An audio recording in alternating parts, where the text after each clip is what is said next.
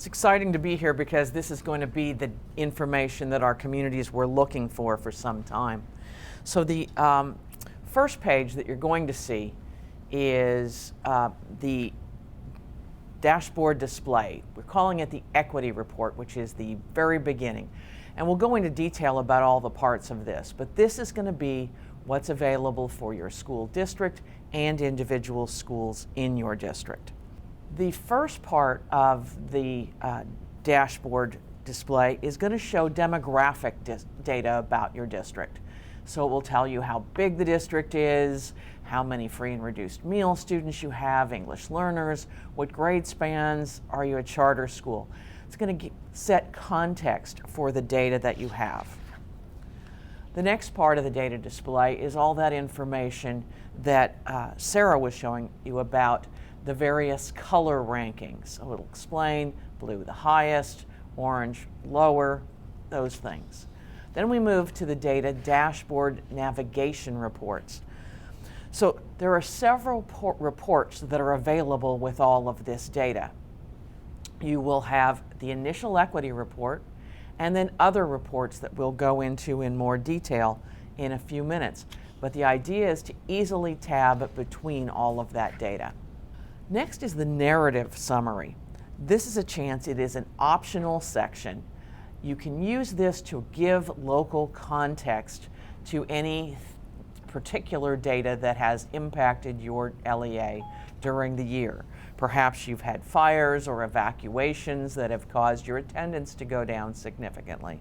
Or perhaps due to some community partnerships, you've had some really great results that you might not otherwise know about.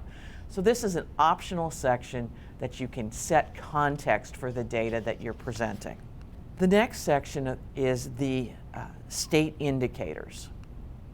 And this will indicate for us all of your status on those state indicators with the color sections. And I'm not coming up with the new sections yet, so. They're there. They're there, okay. So the performance indicators on each of the student groups. Thank you, Martha. So it'll show you the total number of student groups that you have that are large enough to receive performance level indicators for each state indicator. Those are based on your total number of students. Different indicators address different subgroups of students. So you might have sufficient numbers of a student group in K-8 and not in high school and so forth. So it'll tell you how many student groups you have that are measurable on that indicator, and then those that are in red and orange. So it's a quick look. You can go click on that for more detail on which student groups are in red and orange, and so you can be thinking about what you need to do for those students. So you can see the indicators, what your ranking is, the total number of student groups, and the student groups in red and orange on each. You'll note that for this initial segment, as Sarah mentioned, college and career readiness will not be ready, nor will chronic absenteeism. Chronic absenteeism will arrive in the next November's release, and likely some piece of college and career, although that is continuing to be developed. So the local indicators, as Sarah mentioned, those are your own determination of how you're doing. Again, the standard is, did you review and report on the data? You don't have to be great at it yet to have met that standard. The discussion where you'll be held accountable will be your community. They will say, okay, so what are we doing about our buildings that aren't sufficient or insufficient textbooks? What are we doing about parent engagement? And the board has approved some self-reflection tools for you, but if you go out and say, I surveyed 3 parents and they all said everything was fine, your local parents are probably going to say, you need to do deeper parent engagement than that. So that's where you're held accountable for these, is at the local level. This first time, this isn't going to be in play at all. So for the For this release, you're not going to have the not met or not met for 2 or more years. For November, you're only going to have the not met for 1 year because we're still collecting all of this data. So this is a transitional factor. We look then at the status and change report, the next tab on your reports. That's going to show for each of the state indicators, those indicators where we have state level data and it's comparable in other locations, what your status is now and what your change is.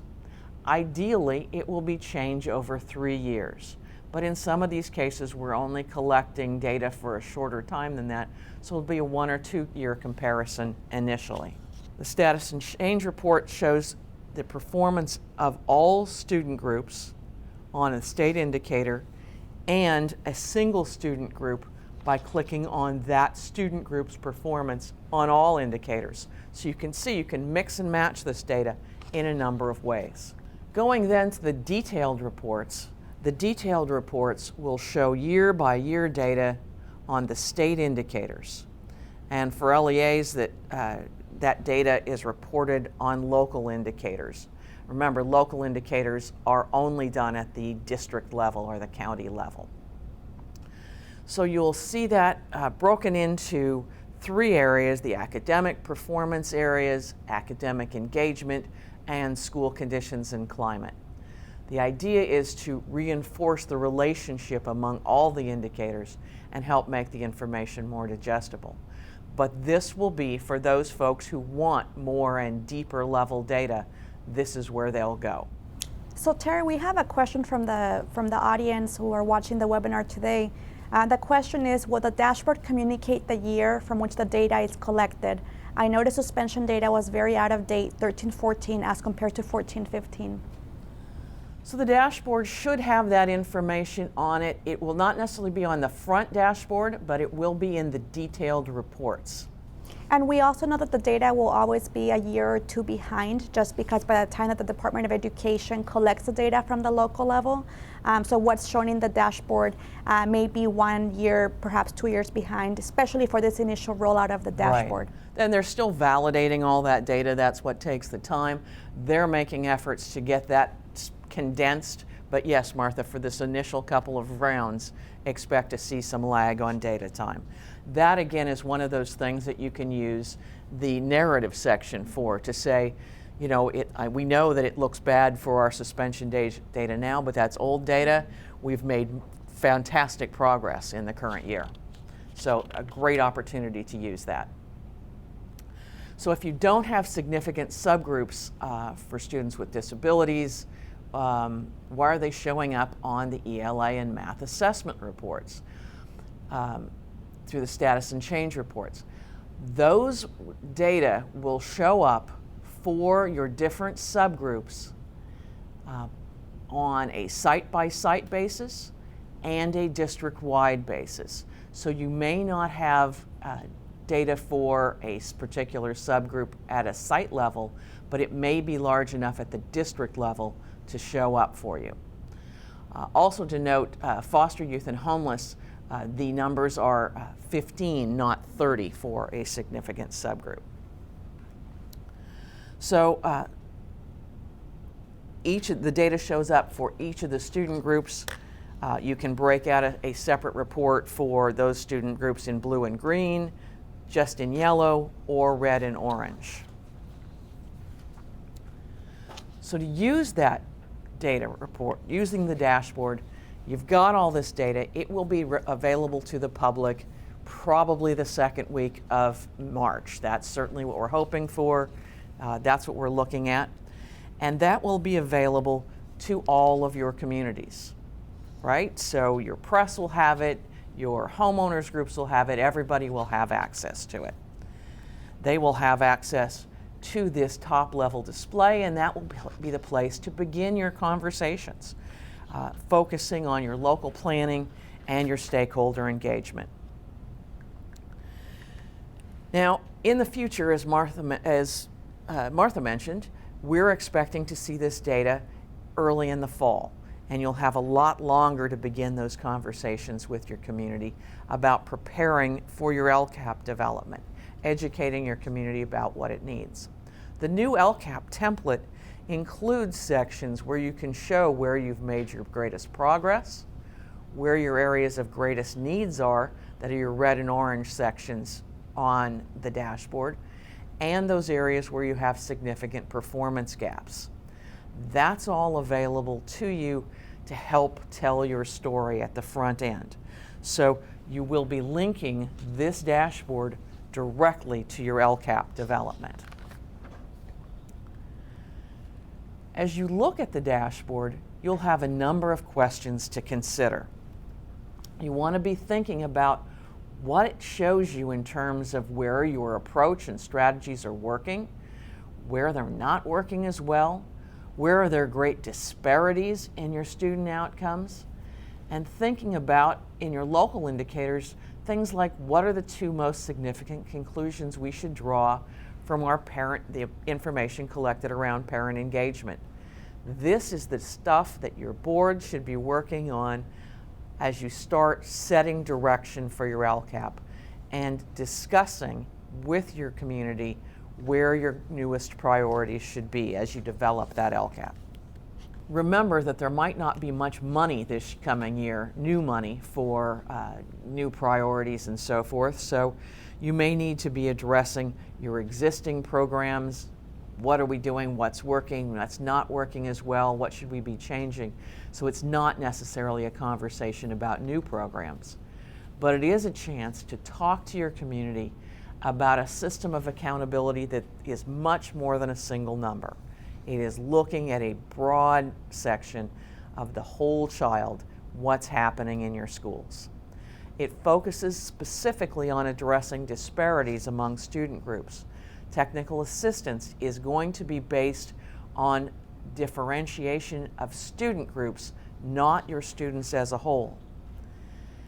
And it's a system about looking at local decision making. This is the place where you can be talking about what we think we need in our community and what resources we have to accomplish that. So Martha, let's turn it back over to you and talk about those available resources and what they might be. Thank you, Terry.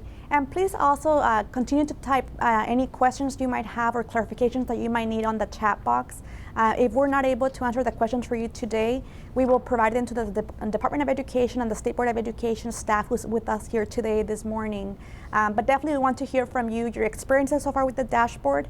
As Terry may have mentioned, school districts were able to get a preview of their dashboard data between early February and today was the embargo date. So after today, you are able to bring your stakeholders to your school district or school sites and talk about the data before it goes public in the first week of March. So what's next? Sort of what resources do you have at your disposal for you to be able to be prepared to have these local conversations? So again, you have the opportunity starting today to talk to your stakeholders about the dashboard data that both Terry and Sarah covered this morning. Starting hopefully the first week of March, just 2 weeks from now or soon after, the dashboard will be available. You have the link here, California CASchool-dashboard.org. Right now, the URL is not live. But if you go to it in a couple of weeks, anyone in the public would be able to access this information. In the meantime, there should be at least one person, if not two, at your school district who has access to the information through a private website. There's a dashboard coordinator, that's the superintendent for your school district had to designate for this purpose, and they'll be getting emails frequently from the Department of Education about new resources coming up. We also have, we've been working with the Department of Education, and they deserve a lot of credit for their around-the-clock work that they have been doing to be able to provide resources to the field. These are some of the examples of the resources, communication tools that will be available to you in the coming weeks. Some of them are already available. On the next slide, I have their website. But essentially, there'll be PowerPoint slides that you can localize, you can update to provide the local context and use them for your own public meetings at the local level. Some of those will be translated into Spanish as well from the initial stages, and then they're working on other languages. Talking points that you can use for your local conversations with teachers, principals, and the media, board members, for anyone at the local level who needs additional information about the new system. Messaging points that we had talked about in today's presentation, as well as other infographics that can be used for those who might be more visual learners who want to see more color coding and other information available to the public. If anything, I think one question we have for you, in addition to the resources outlined in this slide, is there anything missing that you would like to see that either our associations together, the Department of Education, or the State Board can provide to you as a resource? Again, this is a great starting point to be able to support the field, but if you think there's something else missing that we can make available to you, let us know. We want to hear from you about how can we support the work at the local level. And I'll just make a plug for something that ACSA, our communication department, has been working on, which is an illustrative video that'll be available in the coming weeks about how you can communicate in a very short clip to the local stakeholders about the new system. So stay tuned for that resource as well. This is the website for the Department of Education that is just hot off the press. It just became available on February 10th, less than 2 weeks ago. Again, we give tremendous credit to the Department of Education for their work in getting this work done in collaboration with the State Board of Education staff. You can go to it now. It's live. This link is available for your use with a lot of technical information about the indicators that Sarah covered today, the local performance indicator self-reflection tools that are optional resources for you to use. There's also information about the state indicators, the cut points, all of that. How do you get to the different color coding and the status and change and how those two interplay? So this website, again, it's for your use. Go check it out. A lot of the resources I mentioned on the previous slide will already be, some of them will be available on this website for you to download and use as we speak. And then if there's any questions as you become more familiar with the dashboard, as you start digging into the data, talking to your communities about what this information means for your students, we also provided the academic accountability team at the Department of Education their email and contact information that you can also reach out to them directly. I will say that because we are a large state, close to 1,000 school districts, more than 1,000 charter schools, 58 counties, who are definitely providing also support for school districts, that there might be a lot of questions that are happening at this point in this initial rollout. So we ask for your patience as we get more information out to the field. And as people become more familiar with the content. So definitely email us questions, email the dashboard at cde.ca questions, but we just ask for your understanding that it might take a little bit of time to get those responses answered within hopefully not too long of a time. And using the CDE data tools will help provide a consistent message so that districts next to each other are saying the same thing and helping not confuse people. So that'll be helpful. We did have a question about the showing where districts are. Yes, this is a system that shows both performance and growth. And if you are declining in your performance over time, yes, that might wind up giving you a lower color. Even though you're doing relatively well. So yes, the system is intended to give you credit for both your status and your change. So there's a couple more questions. We will answer them at the end, any of them that we're able to answer today. I'll just finish this next couple of slides about the resources available to you, and then we'll come back to the questions in case Sarah wants to join us as well for these responses. So we have the Department of Education will be conducting several more in-depth webinars. They started doing them 2 weeks ago. They actually are having one as we speak, or they had one around an hour ago.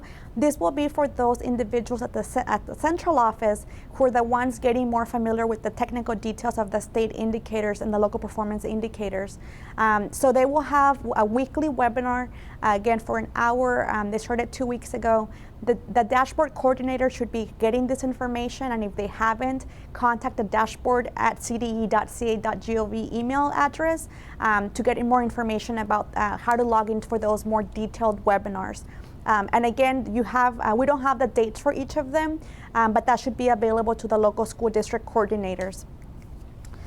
We also wanted to share with you, in case you haven't heard and you want to sign up, there's opportunities for free day workshops happening this spring by the California Collaborative for Educational Excellence.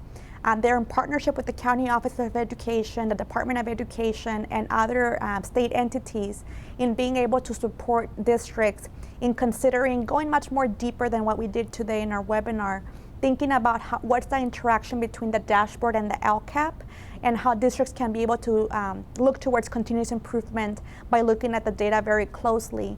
So there will be 11 workshops happening throughout the month of March. Here's the additional information as I provide more details to you. If you have not signed up for any of them, we encourage you to do it as soon as possible. We encourage you to bring teams of your staff, of your community members, so superintendents, central office administrators, your CBO, your business officials, your board members, parents, teachers, principals, anyone who's working on the LCAP. If you have an LCAP planning team, that would be a great opportunity for you all to come together, get the same messaging, get the same information, and then be able to go back to your local school district and continue the conversation about what you learn at the CCEE trainings. These 11 sessions are free. You don't have to pay anything. They'll be from around 10 a.m. to about 3 p.m. There will be breakout sessions in the afternoon where you'll be able to choose one of 4 different topics, communication, sort of just different topics that you can choose to be getting more information on. There's one on local indicators and state indicators, on student groups, communication resources. A general overview for folks who haven't really gotten deep into this yet. One-on-one sort of session. So again, it's meant to be tailored towards the particular audiences that attend these workshops. There's 5 of them who will be on Saturdays. So you have the website here, CCEE-ca.org. Sign up soon because they have a capacity of 250 to 300 people at each of the locations. And then lastly, we just want to emphasize the focus about this work. We're very excited about it. It's the first phase of the dashboard of the new accountability system. And if we want to underscore, if anything, as we wrap up the presentation, that this is really meant to be an integral part of the local continuous improvement cycle. Thinking about how you are doing decisions, implementing student programs and services, how you are identifying goals, to ultimately be able to support student performance and achievement and growth over time. We want to recognize that student performance, we want to celebrate those times when we're making growth, and then we also want to acknowledge those times when we need to provide additional support for students and schools. So to that end, we do believe we are embracing the concept of the dashboard, the opportunity and the tools that it provides for districts. We hope it'll be a good use of a tool for you at the local level. And if you have any suggestions for improvements, we have heard from the State Board of Education members and their staff their willingness to make modifications based on practitioners' experiences with the dashboard and the new system. So let any of our associations know your feedback.